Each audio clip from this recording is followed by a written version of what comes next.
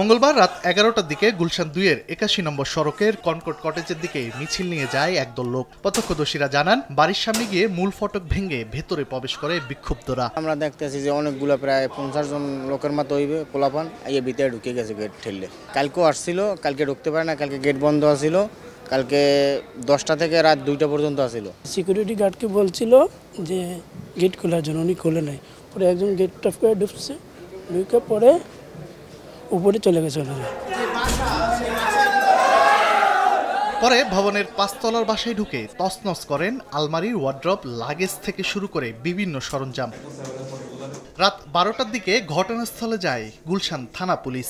কিছুক্ষণ পর আসে সেনাবাহিনী। বাড়িতে প্রবেশকারীরা জানান, ফ্ল্যাটে এইচটি ইমামের ছেলে তানবীর ইমামের অবৈধ অর্থ রাখা আছে জেনে এসেছেন তারা।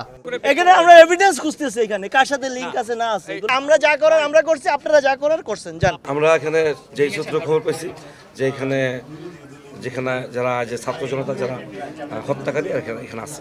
বাড়ির গৃহকর্মী জানান, বাসাটি তানবীর ইমামের সাবেক স্ত্রীর। প্রায় 2 যুগ আগে তাদের বিবাহ বিচ্ছেদ হয়। 24 বছর আগে স্যার এই বাচ্চা নিয়ে আমেরিকায় গেছি সাহেব 2014 সালে অবস্থা ভালো না, 2014 সাহেব মারা গেছে। আয়ার দরজাটা ভাঙ্গিয়া সব লুটমাট করে লয়ে গেছে।